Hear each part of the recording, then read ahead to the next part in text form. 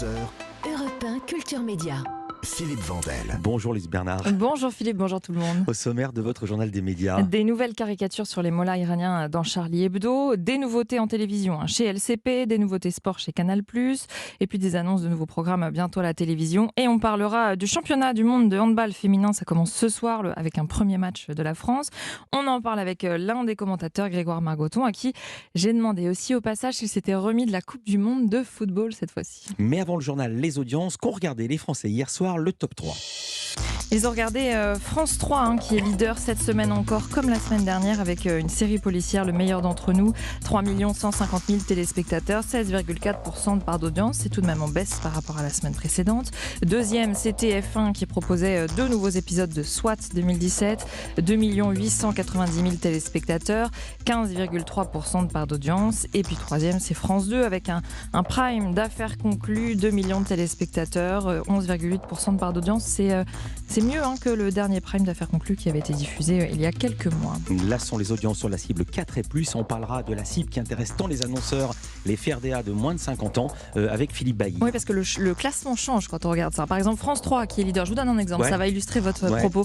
France 3 qui était donc leader hier soir en 4+, sur les individus de 4 ans et plus. Si on regarde les femmes responsables des achats de moins de 50 ans, c'est 3,1% seulement. Donc on est loin. En revanche, là c'est TF1 qui est premier avec plus de 22%. Voilà, pour illustrer votre IMG. Europe 1, le journal des médias.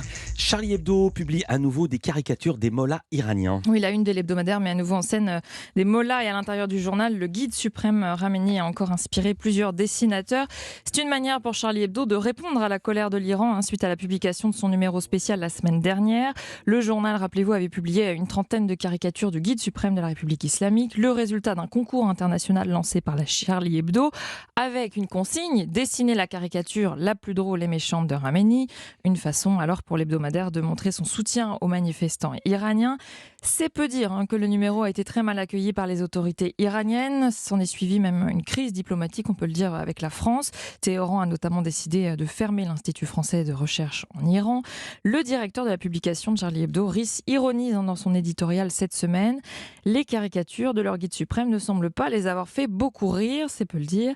Et puis il revient aussi sur une autre conséquence du numéro spécial publié la semaine dernière. Le site internet de Charlie Hebdo a été piraté et donc a dû être fermé temporairement. Riss écrit « Charlie Hebdo doit être réduit au silence d'une manière ou d'une autre par des balles ou des hackers, même si cela ne concerne qu'un site, c'est-à-dire des chiffres, des formules mathématiques, des algorithmes. C'est tout de même une sensation assez étrange d'être l'objet d'une telle détermination. On croirait presque retrouver cette émotion si difficile à transmettre, ressentie le 7 janvier 2015, celle d'être une cible qu'on veut faire taire définitivement par tous les moyens. Une attaque informatique ne fait pas de mort, mais elle donne le ton. » Et on en dira quelques mots avec Catherine Maurice qui viendra nous rejoindre en deuxième heure, qui a échappé de peu à l'attaque funeste du 7 janvier 2015. Des actualités côté télévision, LCP, la chaîne parlementaire, vient d'annoncer ses nouveautés pour 2023. Oui, à commencer par une nouvelle émission pour Daphné Roulier sur l'écologie. C'est un programme mensuel qui proposera 2 reportages par numéro. Le premier prime consacré à la fast fashion sera diffusé le 17 février à 21h. Autre annonce, l'arrivée de Mazarine Mitterrand-Pinjot sur la chaîne. Elle va mener de grands entretiens autour de la philosophie du vivant. Et puis d'autres petits changements sur LCP, visuels, des nouveaux décors, des nouveaux studios. Et puis les émissions lors des questions au gouvernement le mardi seront désormais présentées en direct depuis la salle des pas perdus à l'Assemblée nationale, toujours par Brigitte Boucher. Autre nouveauté dévoilée hier, mais par une autre chaîne, la chaîne c'est Canal+, qui a annoncé ses futurs documentaires consacrés au sport. Oui, beaucoup de nouveautés à venir. On peut citer notamment le documentaire sur Sébastien Loeb, et puis celui sur les plus belles remontadas du football, un autre sur la maternité des footballeuses, ou encore celui sur les fins de carrière des champions. Et puis ça va vous plaire, Philippe, une série documentaire sur Alain Prost, immense champion de Formule 1, immense sportif tout court, 44 épisodes de 45 minutes sur sa vie et sa carrière, racontés notamment par lui-même. 4 fois champion du monde, c'est le seul qui a battu Senna à la régulière sur la même voiture. Et il le racontera dans le doc. C'est le début du championnat du monde masculin. On reste dans le sport, mais c'est du handball, compétition, Louise, qui va être diffusée à la télévision. Oui, jusqu'au 29 janvier, les matchs se joueront en Pologne et en Suède et à la télévision. En France, l'intégralité de la compétition est retransmise sur beIN Sport et quelques matchs sur TF1, à commencer par le premier. Ce soir sur TFX, la France va affronter la Pologne à 20h50. C'est un match commenté par Grégoire Margoton, que vous avez pu entendre tout au long du mondial de football. Et puis Philippe Gardin, ancien joueur de l'équipe de France. Le groupe TF1 diffusera ensuite un match du tour principal et puis uniquement en cas de qualification des Bleus, les quarts, la demi et la finale. Une exposition pour ce sport. Alors c'est une exposition forcément plus timide que pour le foot, certes, mais quand même plus importante que pour d'autres sports. Alors pourquoi ? J'ai posé la question à Grégoire Margoton. C'est un sport qui infuse en France depuis très longtemps, le handball, depuis plusieurs générations. C'est un sport qu'on pratique régulièrement au collège ou au lycée, qu'on peut pratiquer l'hiver, qu'on pratique en salle. Bref, c'est un des sports majeurs de la jeunesse française. La différence, c'est qu'effectivement, depuis 2 décennies et demie, presque 3 décennies, l'équipe de France gagne beaucoup de trophées. Et que ça, c'est une locomotive très importante pour l'exposition du sport et puis pour donner envie à tous ces gamins et à toutes ces gamines de le pratiquer et de le pratiquer au haut niveau. Grégoire Margoton qui commande donc le handball depuis 2017 pour le groupe TF1.